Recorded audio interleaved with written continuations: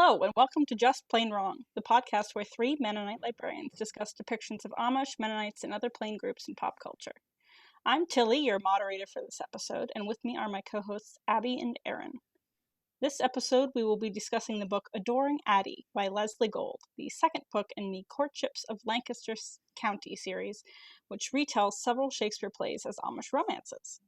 We opted to start with book 2 because, who doesn't know Romeo and Juliet? All right, so for our opener question, I thought we should share what our first experience with Romeo and Juliet was. Did we read it in high school? Did we see the play? Did we watch the movie Romeo and Juliet? Sure didn't. Nope. I haven't either, actually. So. I know it exists, though. Very important. Aaron, how about you start? Sure. Well, this will reveal my age to everyone, but I was a freshman in high school in 1996, which meant I took whatever English class required reading Romeo and Juliet. And it was also the fall that the Leonardo DiCaprio super hip, cool version of Romeo and Juliet happened to come out. I don't remember what order in which those occurred. I think I went and saw the movie, which I have a very vivid memory. Like, none of us could drive yet. So I think my mom or someone else's mom drove us to Iowa City, and we all went and watched the movie. And it was so cool because there was pop music and Shakespeare. and then we had to read it. And I'm not a person who can read Shakespeare. Props to those of you who can, but I don't remember liking it. I liked it better than Macbeth that I had to read a couple years later in Britlit. We did have to memorize a passage though, and I still have my passage memorized. Ooh, what was your passage? Two households, both alike in dignity, in fair Verona, where we lay our scene. From ancient grudge, break forth to new mutiny, where civil blood makes civil hands unclean, and so on. Yay! Bravo. Bravo. Well, I have a similar thing. Maybe this is required reading in freshman classes everywhere, but that was definitely my encounter with it as well. Interestingly enough, I would have been in freshman year, similar timing to you, but I think I did read it before watching the Baz Luhrmann version. And I mean, you were kind of asking reaction to it. I had a really excellent English teacher. So shout out to Eileen Becker Hoover, who I think, had to drag somewhat unwillingly this freshman class through the play.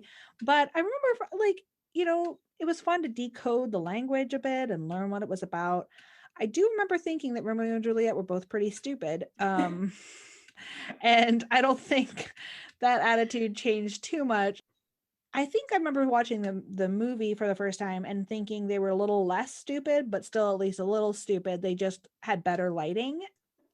And yeah, I think I've never been the kind of romantic who appreciates this type of story, because I could just get so caught up in the what ifs and the oh come on, especially different play versions and different movie versions really play up that it's only 2 minutes notice, or if this hadn't been this, or this little, and I just get caught up in the come on, get your act together, don't kill yourself. Anyways. Well, similarly to the two of you, I also read it for the first time as a first year in high school. Only I didn't read it because it was required. I read it because I transferred schools mid-year, and they had the new school I was going to had read Romeo and Juliet, and the one I was leaving had read Julius Caesar. So I am a Shakespeare nerd and read it independently at home because I wanted to say that I had read it.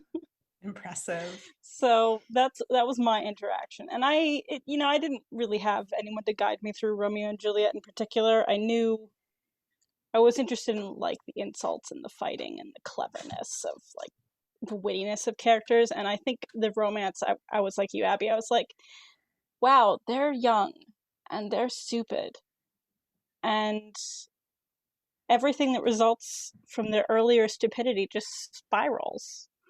And nowadays I think I'm actually a little bit more lenient in my judgment of Romeo and Juliet because I think that their families are stupid and that they get caught up in that. But, you know, it is a tragedy. Yeah. So let's start off with a summary of the book. Our story begins with two households, both alike in plainness in fair Lancaster, where we lay our scene, and where Adeline, or Addie Kramer, our Juliet Capulet, is all set to marry the perfect but very dull bishop's son named Philip. Addie, who at 19 has not yet been baptized into the church, is the only daughter of 7 children and spends a lot of time caring for her younger brothers, trying to get her older brothers to be less reckless, and wishing her parents were more understanding. When handsome woodcarver Jonathan Moser, our Romeo Montague, moves to Lancaster, they meet at a picnic hosted by the Kramers and fall in love right away. After Addie begins to sneak out to see Jonathan, her brothers and Jonathan's cousins get into a spat, and one of them is injured, so the families declare that they must stop seeing each other, and then they tell Jonathan that he must leave the county. Distraught, Addie tries to run away to be with him, but then she falls from her balcony and ends up in the hospital, where the cause of the feud is discovered and summarily resolved in like 5 pages, thus freeing Addie and Jonathan to begin courting publicly. Accuracy. Was this book accurate to Amish life? Was it accurate to Romeo and Juliet, the Shakespeare play? What elements worked and what didn't? Addie, why don't you start? Well, I think we're going to go into this a little bit later on, but I enjoyed seeing a large family depicted with not just like extensive, like a large immediate family, but an extensive network of aunts and uncles and grandparents. And it was enough that I definitely got confused a few times about who's, auntie and uncle and blah, blah, blah. I got a little confused at times.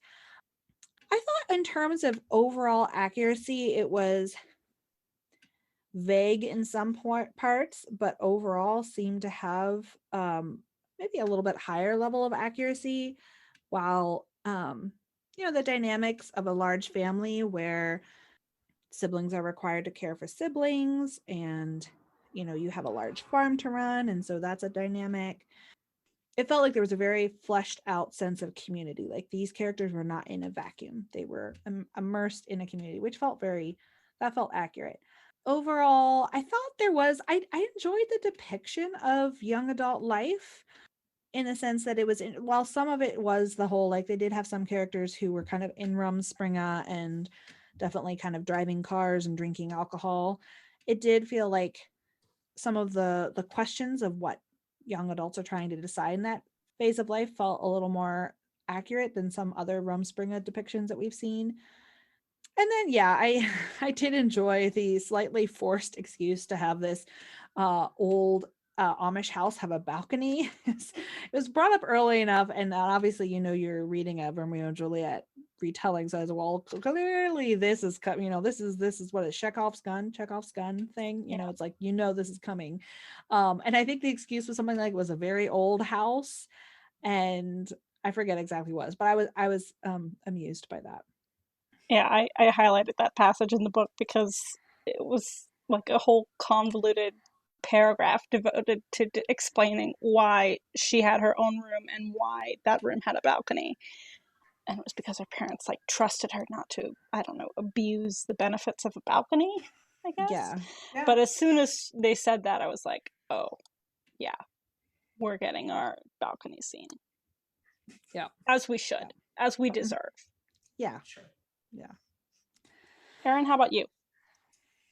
Well, I agree with Abby and the descriptions of, the young people in Rumspringa felt more real than in a lot of books. Like they depicted parties, but nothing too wild. Some of them driving, but most of them just really enjoying their freedom in ways that weren't too radical.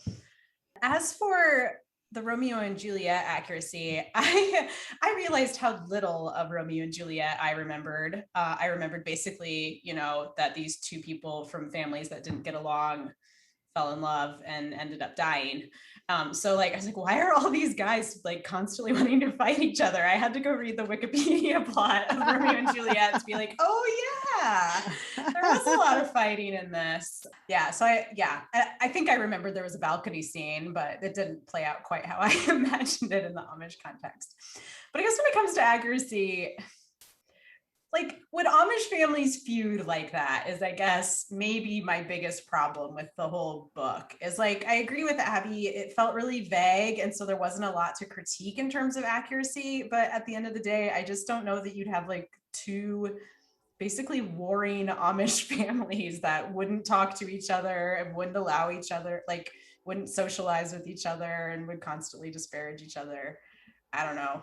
It's an interesting question. I think I could visualize a family resentment between families, where you're sort of, you avoid each other or you don't encourage association with them, but active, fighting seems kind of extreme in an Amish context. Though I will say, as far as fighting is concerned, it's mostly like pushing and shoving. It's not like Romeo and Juliet where it's like you draw a sword and then someone's dead in a few lines. So it's definitely, they avoid death and bloodshed. It's all like stumbling and accidentally breaking Amish furniture. But like, I feel like if Amish, I don't know, maybe the public nature of the feud is what bothered me. Like, I don't, surely, like, we all have people that we maybe don't like as much as other people, but and Amish and Mennonite families, I think, would keep that on the down low. They wouldn't be going around being like, Kramers don't associate with Mosiers. That's just not how we are. Like, I think I would have bought the feud even more if it had been one more generation removed. So in the book, the feud takes place at the father's generation. So these are just like the first, like, so in some ways it's been simmering for a decade or two, but not super long. And maybe in some ways, if it had a longer generational impact, like had been back, because Amish and Mennonites split about a lot of things. Like, I could see this leading to some kind of schism. Like, it didn't seem, and I felt like it's interesting because you were saying it was public, but it never actually felt like it was super public. I mean, we were always viewing it from within Addie's world, and obviously it makes a huge impact there. But even like, it doesn't necessarily, it kind of begins to make public impacts once, there's this incident where there's shoving and someone's hurt, and a lot of it's tied to one of Addie's brothers specifically, who is kind of going out of control and takes this feud, ends up being the channel for him to just kind of go a little bit wild in general. But the impression I got was not that it was public, and that it was as it got kind of worse over the course of the novel, that's when it actually started to gain attention and was being pushed to resolve, because it seemed like the people on the fringe, or the people who didn't think the feud was a good idea, were kind of like, yeah, this is stupid, but well, there are two really stubborn men involved, so we'll just, whatever. But then as it started to involve other people, they were finally like, yeah, no, this needs to be addressed. Yeah, I think keeping it within one generation made the impact of the original cause of the feud that much more raw. And it's true that not everyone knew what the cause of the feud was, including Addie had no idea why this feud happened, but her older brothers had heard, and they had taken it personally because it was about their mother and their father's relationship. And that became all the spark that they needed to act aggressively. And in Romeo and Juliet, the play, the cause of the feud between the two families is never actually discovered. Like, no one knows what it is. It's just been going on for forever. And I think one of the things that makes it so they can stop that feud in the play is that it comes to the death of innocence. And I think that because this story was never going to end in death, it was always going to end in a happily ever after, it could get away with having a feud that was a little bit more personal and a little bit more easily resolved. rather than like this, dynastic feud lasting generations. That's a good point. Mm-hmm. Thanks, resident Shakespeare scholar. I think she prefers the term Shakespeare nerd, correct? Yes, nerd. Anyway, I thought in terms of accuracy to Amish life, I thought much as you did, that it was vague enough that there were no jarring details that felt wrong to me. I did think that the last names, Moser and Kramer, seemed not quite right for Lancaster. I think those, at least Kramer sounds more Ohio to me. Maybe that's because I am a Kramer on my mom's side, but with a K. And yeah, I'm not sure I've ever actually seen Kramer with a C, like as an Amish name. I have a few times, but both of them are actually relatively rare names. I was a little surprised that Montague didn't become Miller, and that Capulet wasn't, I don't know, what's that? Kaufman or something. Oh, Kaufman. Yeah. Kaufman v. Miller. Now that would be that would be a believable feud. Yeah.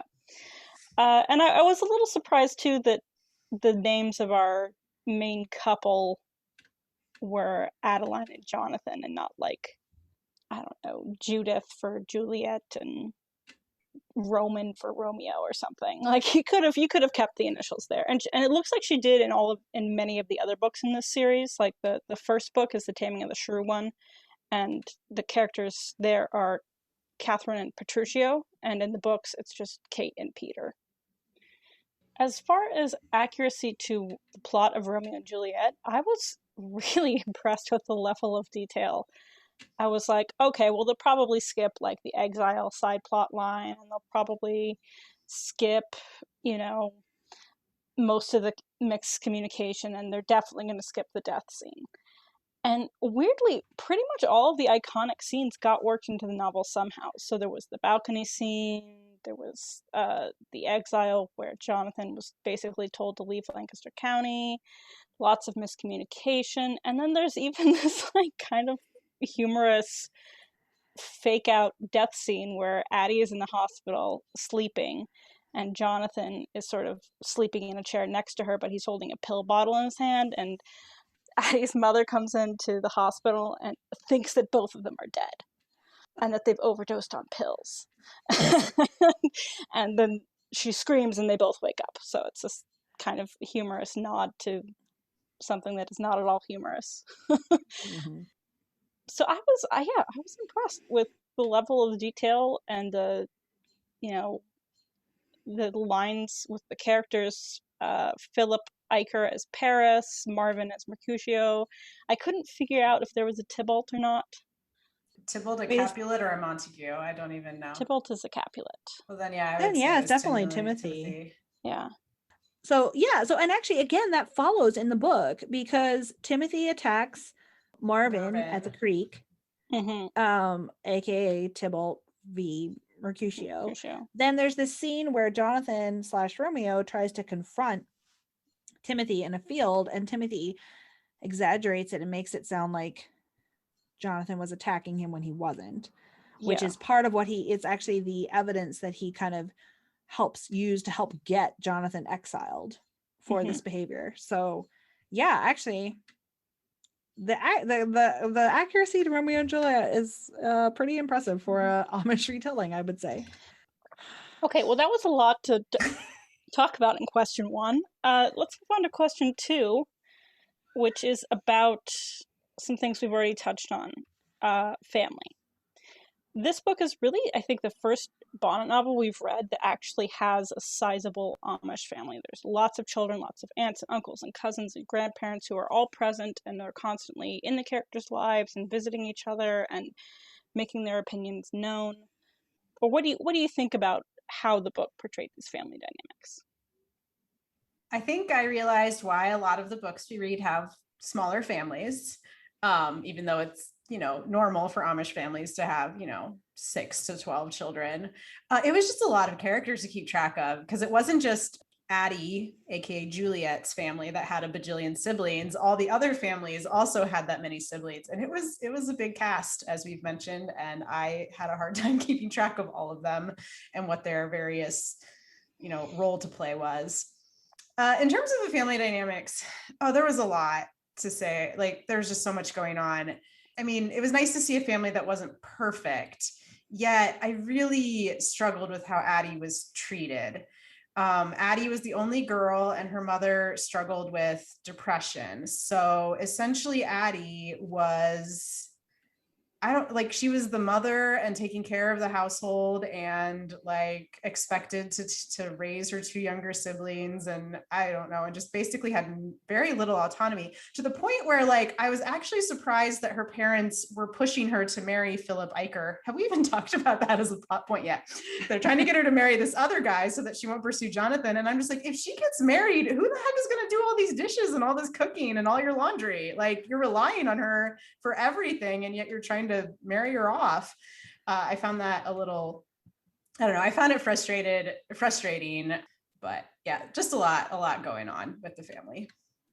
Yeah, I definitely agreed. I found the treatment of Addie pretty frustrating. I feel like we've had this dynamic before where gender roles are kind of played up and the women are just kind of expected to take care of everything. It was interesting to have this added dynamic of a really of like having essentially undiagnosed mental illness in the presence of with the mother, and that essentially removing her from the equation to a certain extent. Like, it really was coming all down to Addie. And then also, I think in some ways I could kind of understand the only daughter stepping into this role of primary caregiver, but I think that combined with the family's just also disregard for her, like you said, it was just like, it was clear they expected her to do everything, but yet they also just didn't value her opinion, but also just didn't seem to value her. And it was this weird dichotomy, because like, it does not, like, all you have to do is look around and like, she's doing everything. So I feel like it kind of points to the really unhealthy dysfunction kind of at the root of this family, that they have kind of so fully alienated Addie, despite while being incredibly dependent on her, which is a very unhealthy dynamic. Yeah, ditto to what both of you have said. I think Addie's shouldering all of the family's burdens was really unfortunate. And one thing I did actually like about her being in this position was it wasn't quite just a Cinderella. It wasn't saying, oh, she's being abused by her parents and her brothers, and she just needs to leave and find a prince, and the others will get their comeuppance. It was posed as something that was a problem that the parents and her brothers needed to correct, and something that Addie recognized was wrong. So she was able to actually reflect on her life and say, like, hey, my brothers are being treated differently than I am.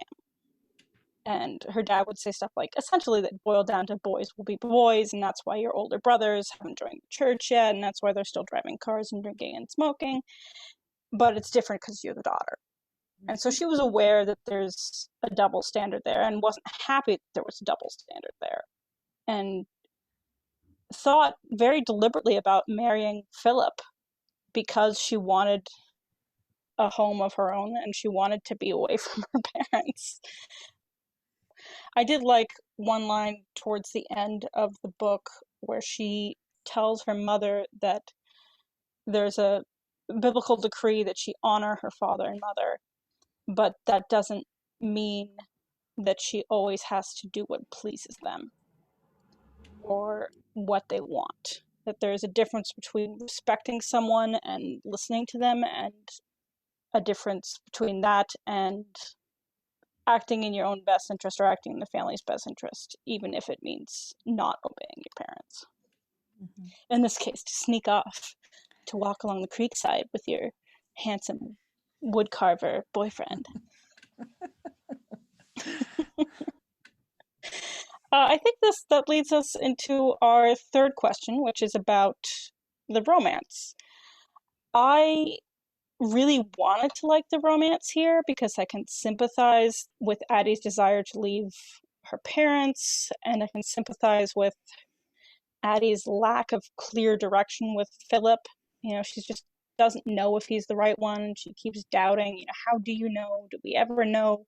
What are the signs that someone is right for you? And then she meets Jonathan, and he's attentive and romantic, and he gives her sincere compliments, and he's very earnest. And everything should be right on paper for him to be this dashing hero. Only for me, it just didn't click. I think maybe it was because their romance was devoid of sexual desire.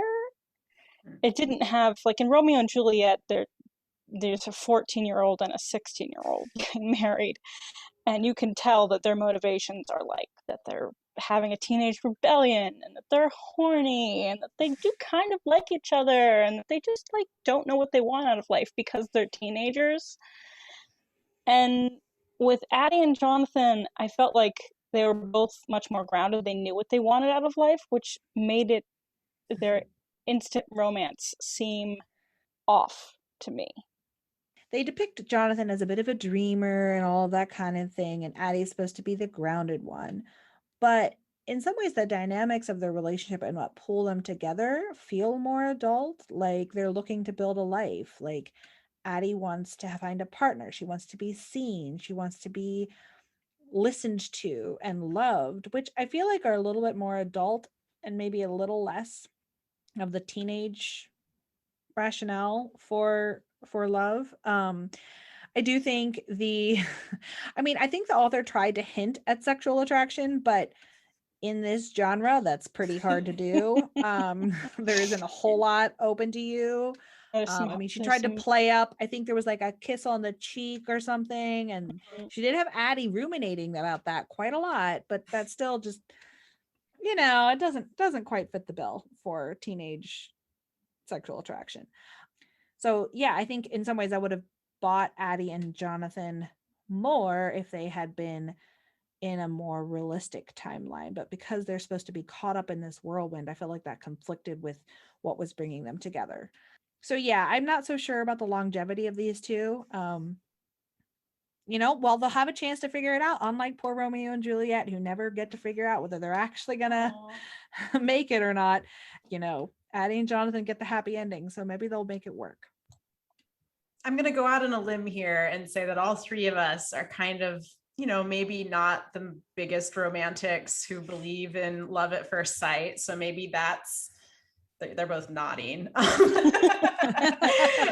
I think that's part of it. Is just sort of implausible to me that you'd meet this person and then you'd have this like you'd immediately be like, oh, I'm going to marry them. I also just didn't, and again, maybe this lines up more with the play than I remember, but the whole start to their relationship just felt really weird. Like, so her family's having this barbecue and he's just sort of lurking in the shadows. And I honestly thought maybe he was just a stranger who had like wandered into their field, because it was so unclear what his connection was and why he was just standing there not talking to anyone. I know the answer to this one. That is a play moment. Oh, okay. Because when we first open in Romeo and Juliet, Romeo is despondent over his love, Rosaline, and his friends are like, dude, we're gonna go gate crash the Capulet party. Do you want to come? It'll really cheer you up. We're not supposed to be there. We're gonna get in trouble, but it'll be hilarious. And so they drag him to the Capulet party, and that's where the two of them meet. I think a lot of my confusion with this book can really just be chalked up to me not knowing and remembering anything of Romeo and Juliet. This book actually had a couple of characters who were struggling with depression and mental illness. Addie's cousin Hannah ended up going to a sort of unnamed, undescribed clinic that had an Amish unit that apparently took her through some therapy and got her some help. And then Addie's mother, who's sort of kind of a caricature of, like the shrewish mother who's demanding and not particularly kind and selfish, also turns out to have had these deep struggles with depression, and also ends up, in therapy getting help by the end of the book, which I thought was surprisingly nuanced for a book that's 200 something pages. What did you guys think? Mental health is a complex thing, and I think no one portrayal of it is going to get everything right. I would also agree it was one of the more nuanced that we've seen on this topic. There's family dynamics and there's mental illness, and they definitely can go hand in hand. But at the same time, they don't necessarily equate with each other. But I think the author was definitely depicting that some of these patterns from one generation have been are showing up in the following generation. So whether you want to say that's family dynamics, or whether you want to point to genetics, or whatever it is, there's some complex things there. But I did think that was interesting, and in terms of seeing that pattern kind of repeat, I think in some ways too, I probably would have. I think all the characters involved have a longer road ahead of them than the ending of the book would suggest. I think if you are going to bring in issues of family dynamics and mental illness, those are, I think can also take whole generations to repair. If it takes a whole, multiple generations to get there, it's going to take the same amount of time to figure them out. This genre requires a lot of loose ends to be tied up, and requires a lot of happy ending. And I think that the loss is that this author dealt, I think, with some more systemic issues in a way with more depth than I've seen in other books. But I think she gave in to the pressures of the type of ending this genre requires. And I felt like that kind of undid some of the portrayal in my mind. Yeah, I have a lot of thoughts. I'll try and keep them short. But on the one hand, yeah, we haven't seen this touched on in many of the books we've read. I think only one previously has touched on mental health issues at all. So we had mental health, depression, addiction came up in this book. And I don't know. I'm sure there are places that have Amish units. I guess Oaklawn and Goshen does have an Amish unit, though I think it still has electricity and magazines. The one depicted in this book was specifically for Amish people, and didn't have electricity, didn't have any TVs or anything like that. And I appreciated that they sort of showed these characters getting help. Where I was a little frustrated is that it wasn't quite clear what this help was. It didn't necessarily sound like it was professional therapists as much as some sort of church organization maybe helping them. And then there was nothing explicit against taking antidepressants, but there was a lot of talk about all the things we need to do before we try medicine. So when Hannah gets taken to the clinic and stays there as an inpatient for I think about a week, she comes back and it sounds like they gave her medicine at the clinic, but not when she got home, because she's supposed to try things like going for walks and being more generous. And I think she does do continued therapy. So and I don't want to be too hard on the author, because I know it's all very complicated, but for most people, overcoming depression is therapy and doing things like going for walks and being in the sunshine. And it's usually being on medicine. And I think she could have done a better job of making that, putting a positive spin on that element of overcoming depression too. I also would have liked it if Hannah in particular had stayed on meds after the intervention, because they mentioned that she had been despondent and listless for months, and that they had taken her to the doctor, and the doctor said, "You're probably depressed, try exercising more and eating better." And it's just, in my mind, I'm just an Amish person works hard and exercises by default of being an Amish person. Mm-hmm. And maybe can't speak to healthy eating really, but I feel like knowing that, you might suggest medicine therapy at that point, rather than waiting for her to literally become comatose. Mm-hmm. Yeah. And not comatose, catatonic. It says, if I have a bad spell again, then they'll try some medication. She was bad. Mm-hmm. The guy she was interested in got hurt and she went catatonic. Mm-hmm. and they were really worried, and they called an ambulance for her. I'd say that's severe enough to warrant medication. I was kind of surprised at how explicit they got about what Hannah had been going through, because yeah, they talked about some specific things that people with depression deal with. But yeah, that for the outcome to be, the counselors said that generous people are less likely to be depressed, which I don't know that that's true. But even if it is, I doubt that's enough to overcome everything that you're going through. That's a really good point. And I think that was like a big missed opportunity to help destigmatize the idea of taking medication, which is something we as a culture really need to move to. I do wonder if that's actually more accurate to an Amish experience. Like, it's not what I would recommend for anyone. But it could be. True. I do feel like the Amish are a little bit more reluctant to go medicinal route rather than the exercise route.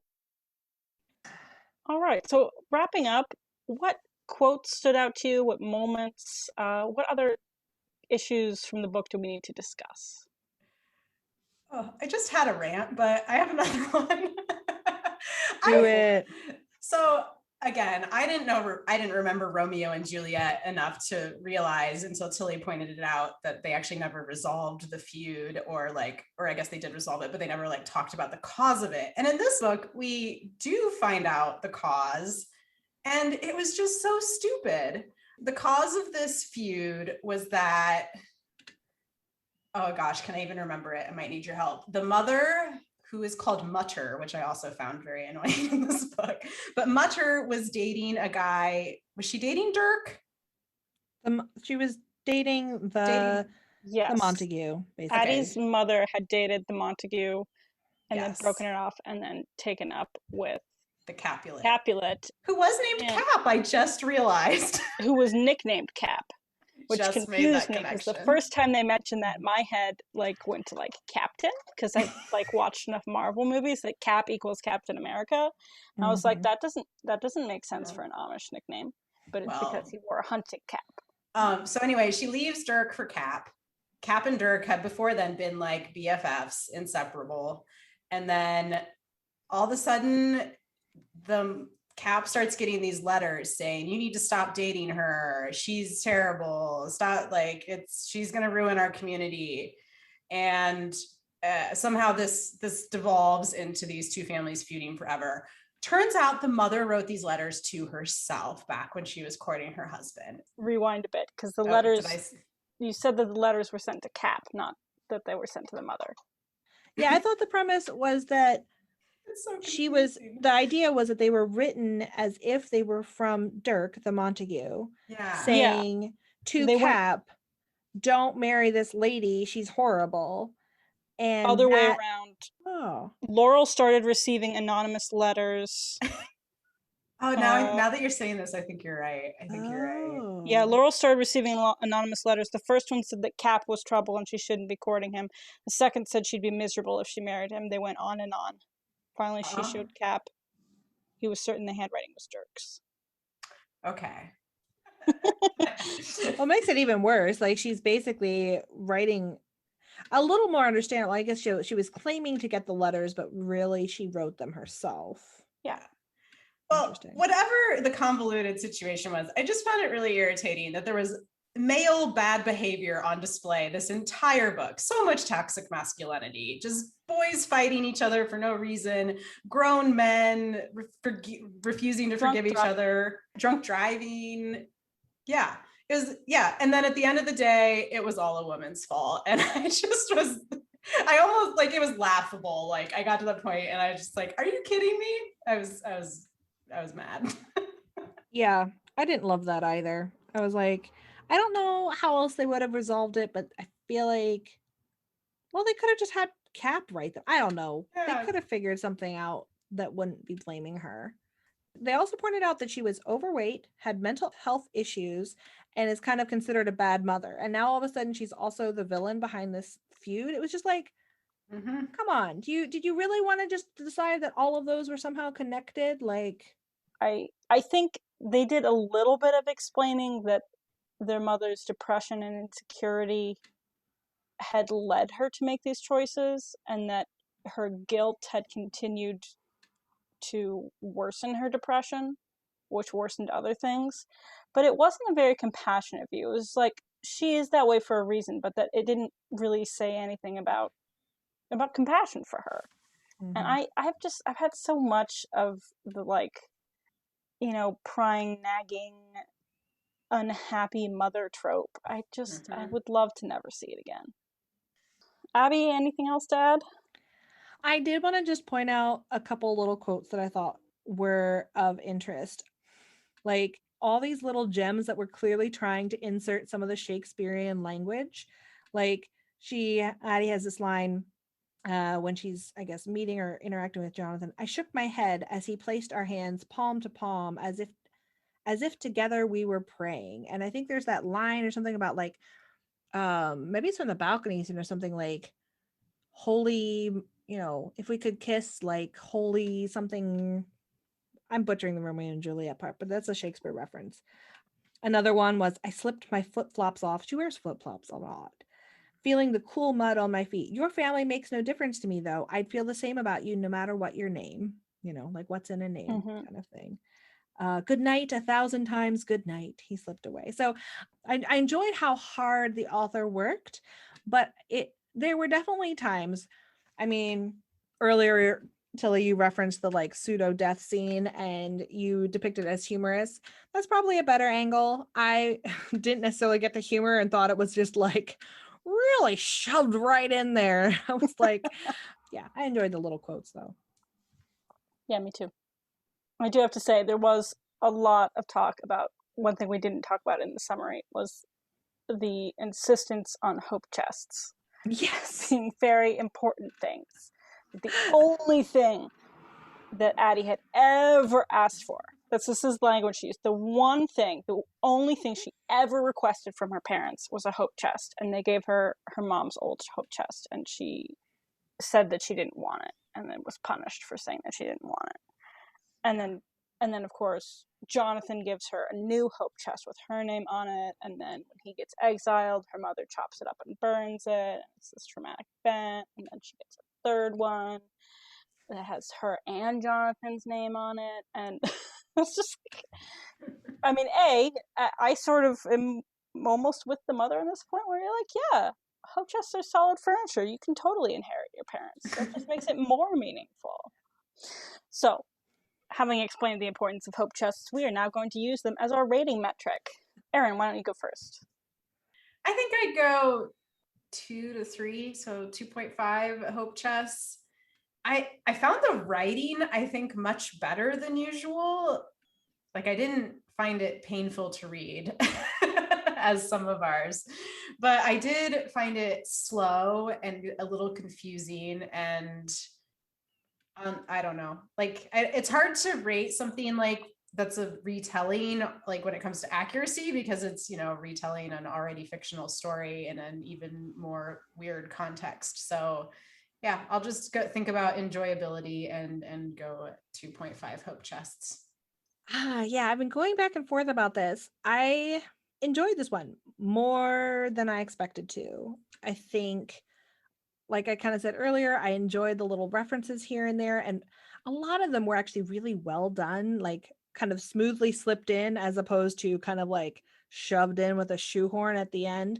So I'd say if you take away the end, I think I would give this a solid 4 out of 5 because I feel like it had a lot working for it. I thought this family was complex, there was more nuance, but the ending did end up, I feel like, falling into a lot of the kind of more common tropes about the need to like have every loose end, tie it up, and everyone who was bad is now good, and everyone who was struggling is now happy.